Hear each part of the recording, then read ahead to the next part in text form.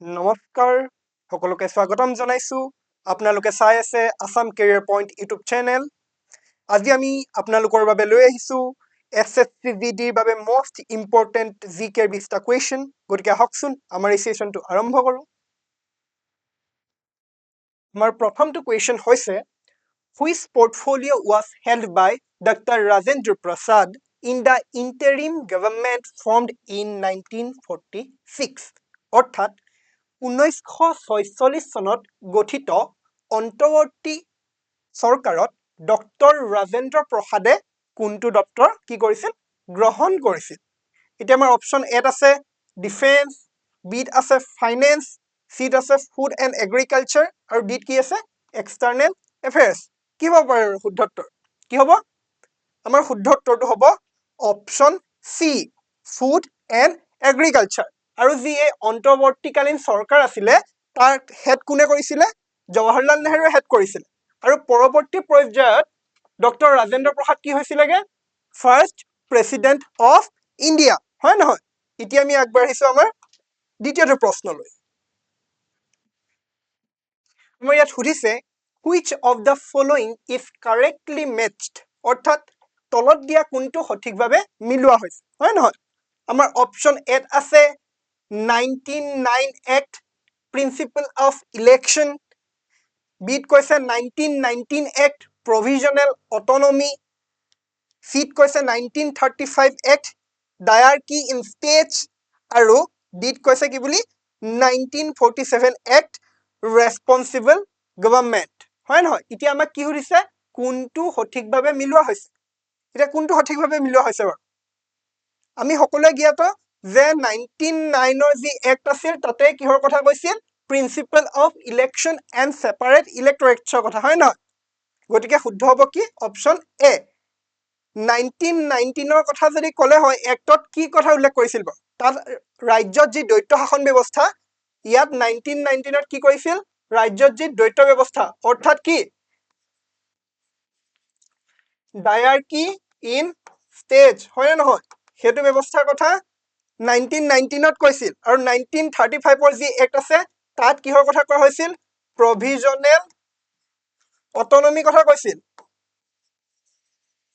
আৰু 1947 আমি সকলোৱে জানো কি কৰিছিল ইন্ডিপেন্ডেন্স যি ভাৰতে স্বাধীনতা লাভ কৰিছিল 1947 যি এক্ট আছে সেইখনৰ জৰিয়তে লাভ কৰিছিল গতিকে ইয়াত ৰেসপন্সিবল গভৰ্ণমেন্টৰ কথা কোৱা হোৱা নাছিল এতিয়া আমি আগবাঢ়িছো আমাৰ পৰৱৰ্তী প্ৰশ্নলৈ পৰৱৰ্তী প্ৰশ্নত সুধিছে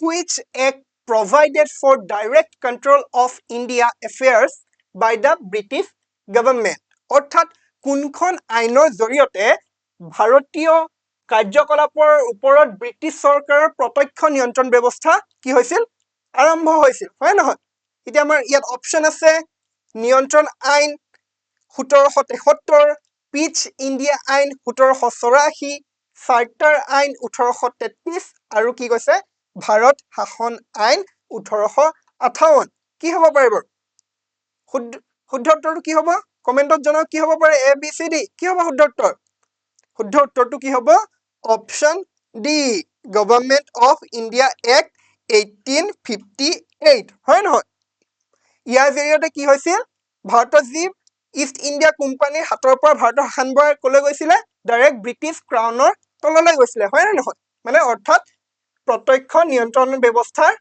আৰম্ভ হৈছিলে এতিয়া আমি আগবাঢ়িছো আমাৰ পৰৱৰ্তী প্ৰশ্নলৈ পৰৱৰ্তী প্ৰশ্নত সুধিছে which one of the following pairs is not correctly matched অৰ্থাৎ তলত দিয়া কোনটো যুগল সঠিকভাৱে মিলোৱা হোৱা নাই হয় নহয় এটা কৈছে ষ্টেট ৰিঅৰ্গেনাইজেশ্যন অন্ধ্ৰ প্ৰদেশ হয় নহয় treaty of Yandabo Assam state of Bilaspur Himachal Pradesh আৰু কি কৈছে year 1966 Gujarat becomes a state এটা কোনটো হ'ব আমি জানো ষ্টেট ৰিঅৰ্গেনাইজেশ্যন এক্টৰ মতে কি হৈছিল অন্ধ্ৰ প্ৰদেশ ৰাজ্য ঘোষণা কৰা হৈছিল হয় নহয় আৰু ট্ৰিটি অফ ইয়াণ্ডাবুৰ লগত অসম কি জড়িত হৈ আছে নাই আছে ষ্টেট অফ বিলাসপুৰ কি হৈছিলে হিমাচল প্ৰদেশৰ লগত সামিল কৰা হৈছিল অৰ্থাৎ মাৰ্জ কৰা হৈছিল গতিকে আমাৰ ইয়াত কোনটো সঠিকভাৱে মিলোৱা হোৱা নাই শুদ্ধ উত্তৰটো হ'ব আমাৰ অপচন ডি কাৰণ গুজৰাটক ৰাজ্য হিচাপে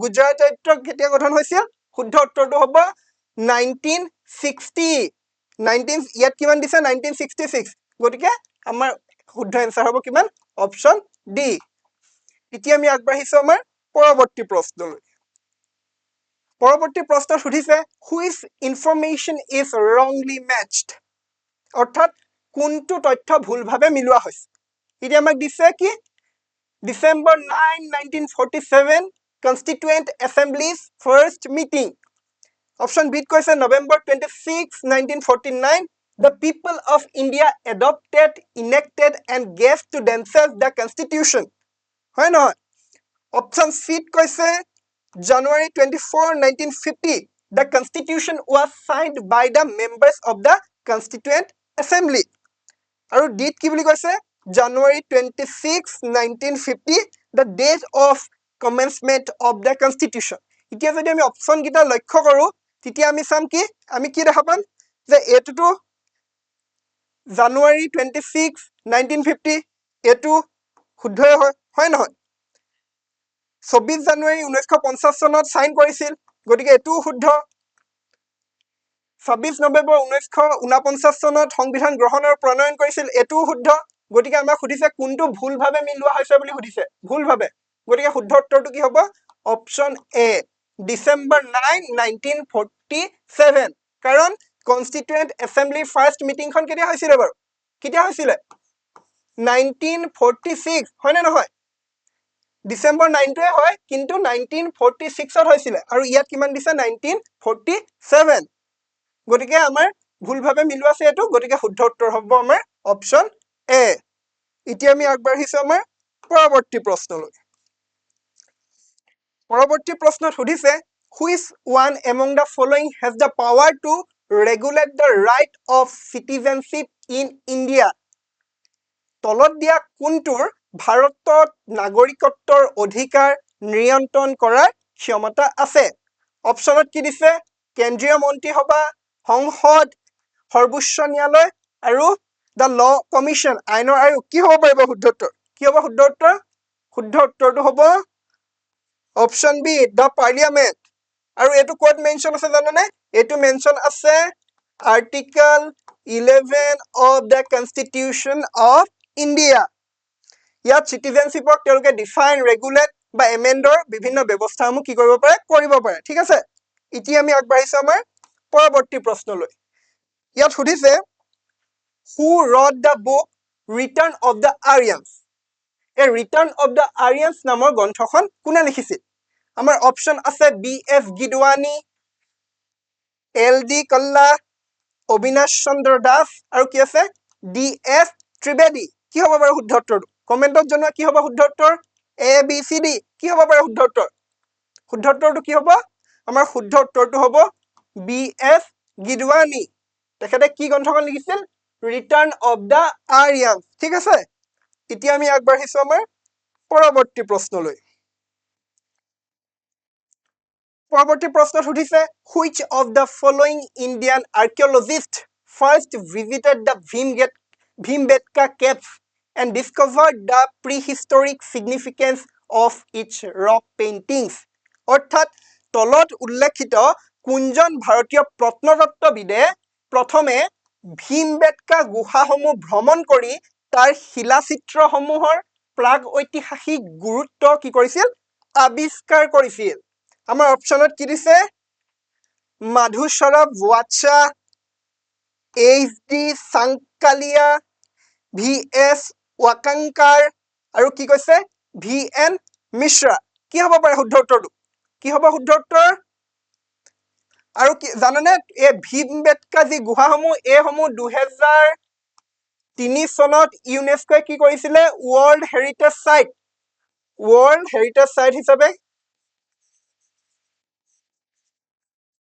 সাইট হিচাপে ঘোষণা কৰিছিলে ঠিক আছে এটা কি হ'ব শুদ্ধ উত্তৰটো কি হ'ব বাৰু শুদ্ধ উত্তৰটো হ'ব আমাৰ অপচন সি এতিয়া আমি আগবাঢ়িছো আমাৰ পৰৱৰ্তী প্ৰশ্নলৈ পৰৱৰ্তী প্ৰশ্নত সুধিছে who is known as the father of Indian prehistory অৰ্থাৎ ভাৰতীয় প্ৰাগ ঐতিহাসিক অধ্যয়নৰ জনক বুলি কাক কোৱা হয় আমাৰ ইয়াত অপশ্যন আছে লে মজুৰিয়াৰ, মাইলছ বাৰ্কিট, সুব্বা ৰাও আৰু ৰবাৰ্ট ব্ৰুচ ফুড। কি হ'ব শুদ্ধ উত্তৰ? আমাৰ শুদ্ধ উত্তৰটো হ'ব option D Robert Bruce food. ঠিক আছে, এতিয়া আমি আগবাঢ়িছো আমাৰ পৰৱৰ্তী প্ৰশ্নলৈ। ইয়াত কৈছে মহেঞ্জোদাৰো চাইট ৱাজ চিটুৱেটেড ইন, এতিয়া ক'ত আছে সুধিছে। আমাৰ ইয়াত মহেঞ্জোদাৰো প্ৰত্নতাত্ত্বিক স্থলটো ক'ত আছে? অপশ্যন কৈছে ভাৰত, পাকিস্তান, আফগানিস্তান, নেপাল। কি হ'ব শুদ্ধ উত্তৰটো? কি হ'ব জানানে? শুদ্ধ উত্তৰটো হ'ব অপশ্যন বি পাকিস্তান। পাকিস্তানৰ ক'ত জানানে? হিন্দ প্ৰদেশৰ যি লাৰকানা নামৰ জিলাখন আছে, তাতে কি আছে জানা? তাতে আছে আমাৰ এই মহেঞ্জোদাৰো নামৰ প্ৰত্নতত্ত্ব স্থলটো। আৰু 1922 চনত এইটো কি কৈছিল? ডিস্কভাৰ কৰা হৈছিল। ঠিক আছে, এতিয়া আমি আগবাঢ়িছো আমাৰ পৰৱৰ্তী প্ৰশ্নলৈ। ইয়াত সুধিছে who is the first Indian CEO of Google, অৰ্থাৎ গুগলৰ প্ৰথম ভাৰতীয় মুখ্য কাৰ্যবাহী বিষয়া অৰ্থাৎ CEO কোন? এতিয়া কি বুলি কৈছে? ফাৰ্ষ্ট ইণ্ডিয়ান CEO বুলি কৈছে, ফাৰ্ষ্ট CEO বুলি কোৱা নাই, ফাৰ্ষ্ট ইণ্ডিয়ান CEO। এতিয়া আমাৰ অপশ্যনত আছে সুন্দৰ পিচাই, সত্য নাডেলা, এৰিক স্মিথ আৰু কি আছে লেৰী পেজ। শুদ্ধ উত্তৰটো কি হ'ব বাৰু? কমেণ্টত জনোৱা কি হ'ব? প্ৰথম ভাৰতীয় CEO অফ গুগল কি হ'ব? শুদ্ধ উত্তৰটো কি হ'ব জানানে? অপশ্যন এ সুন্দৰ পিচাই। তেখেত বৰ্তমানো গুগলৰ কি হৈ আছে? CEO হৈ আছে। যদিহে সুধিলে হয় ফাৰ্ষ্ট CEO অফ গুগল, তেতিয়া কি হ'লহেঁতেন জানানে? তেতিয়া হ'লহেঁতেন লেৰী পেজ, তেখেত ফাৰ্ষ্ট CEO। ঠিক আছে, ফাৰ্ষ্ট CEO অফ গুগল। ঠিক আছে, আৰু ফাৰ্ষ্ট ইণ্ডিয়ান হলে হ'ব সুন্দৰ পিচাই। পৰৱৰ্তী প্ৰশ্নত সুধিছে সত্য Nadella is associated with which company, অৰ্থাৎ সত্য নাডেলা কোনটো প্ৰতিষ্ঠানৰ সৈতে জড়িত? ইয়াত আমাৰ ইয়াত অপশ্যন দিছে গুগল, মাইক্ৰ'ছফ্ট, এপল, আমাজন। কি হ'ব শুদ্ধ উত্তৰটো? কি হ'ব জানানে? শুদ্ধ উত্তৰটো হ'ব অপশ্যন বি মাইক্ৰ'ছফ্ট। তেখেত মাইক্ৰ'ছফ্টৰ চেয়াৰমেন এণ্ড CEO হয়। ঠিক আছে, এতিয়া আমি আগবাঢ়িছো আমাৰ পৰৱৰ্তী প্ৰশ্নলৈ। পৰৱৰ্তী প্ৰশ্নত সুধিছে who wrote the book war and peace, war and peace নামৰ গ্ৰন্থখন কোনে লিখিছিল? আমাৰ অপশ্যনত আছে William Shakespeare, Charles Dickens, Leo' Tolstoy আৰু মাৰ্ক টেউইন। কি হ'ব শুদ্ধ উত্তৰটো? হ'ব অপশ্যন চি লিঅ' টলষ্টয়। পৰৱৰ্তী প্ৰশ্নত সুধিছে my country my life is the autobiography of whom, অৰ্থাৎ মাই কাণ্ট্ৰি মাই লাইফ নামৰ আত্মজীৱনীখন কোনে লিখিছিল? আমাৰ ইয়াত অপশ্যনত আছে নৰেন্দ্ৰ মোদী, অটল বিহাৰী বাজপেয়ী, LK আদৱানী আৰু কি কৈছে মনমোহন সিং। কোন হ'ব পাৰে? শুদ্ধ উত্তৰটো কি হ'ব জানানে? শুদ্ধ উত্তৰটো হ'ব আমাৰ অপশ্যন চি LK আদৱানী, অৰ্থাৎ লাল কৃষ্ণ আদৱানী। ঠিক আছে, এতিয়া আমি আগবাঢ়িছো আমাৰ পৰৱৰ্তী প্ৰশ্নলৈ। পৰৱৰ্তী প্ৰশ্নত সুধিছে the famous quotation I think therefore I am is attributed to whom, অৰ্থাৎ I think therefore I am এই উক্তিটো বিখ্যাত উক্তিটো কাৰ? এইটো শুদ্ধ উত্তৰটো কি হ'ব বাৰু? শুদ্ধ উত্তৰ ABCD। কি হ'ব পাৰে?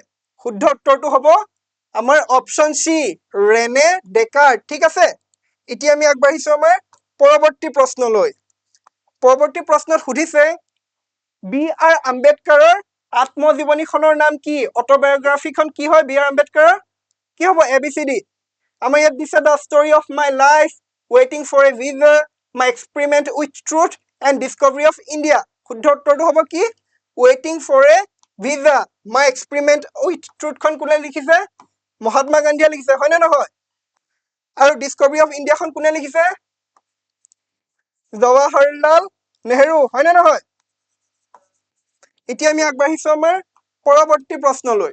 পৰৱৰ্তী প্ৰশ্নত সুধিছে পানিপথৰ প্ৰথম যুদ্ধ কেতিয়া হৈছিল? 1526 খ্ৰীষ্টাব্দ, 1556 খ্ৰীষ্টাব্দ, 1761 খ্ৰীষ্টাব্দ আৰু 1757 খ্ৰীষ্টাব্দ। কেতিয়া হ'ব বাৰু? শুদ্ধ উত্তৰটো কি হ'ব? শুদ্ধ উত্তৰটো কি হ'ব বাৰু?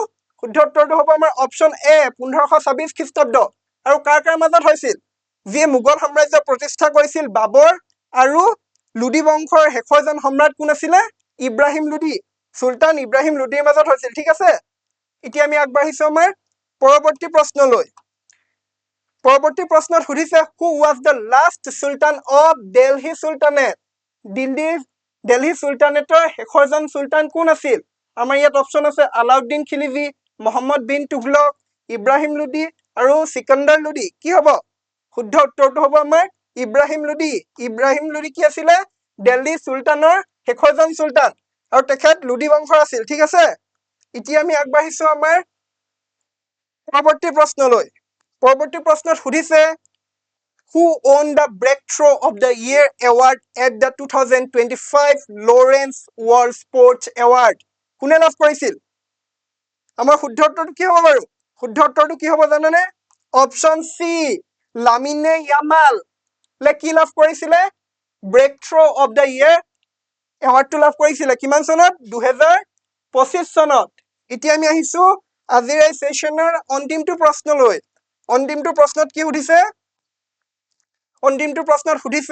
what was the name of the operation launched by India in response to the 2025 Myanmar earthquake অৰ্থাৎ 2025 চনত যি মিয়ানমাৰত ভূমিকম্প হৈছিল তাৰ প্ৰতি সহাৰি জনাই ভাৰত চৰকাৰে আৰম্ভ কৰা অভিযানটোৰ নাম কি আছিল আমাৰ ইয়াত অপশ্যনৰ এড কৈছে অপাৰেশ্যন মৈত্ৰী অপাৰেশ্যন ৰাহত অপাৰেশ্যন ব্ৰহ্মা আৰু অপাৰেশ্যন দোস্ত কি হ'ব বাৰু শুদ্ধ উত্তৰটো কি হ'ব জানেনে শুদ্ধ উত্তৰটো হ'ব অপশ্যন সি অপাৰেশ্যন ব্ৰহ্মা আৰু এটো কেতিয়া লঞ্চ কৰা হৈছিল জানেনে মাৰ্চ মাহত লঞ্চ কৰা হৈছিল 2025 চনৰ ঠিক আছে গতিকে আজিলৈ ইমানে পুনৰ আমি লগ পাম নতুন সেশনৰ সৈতে ধন্যবাদ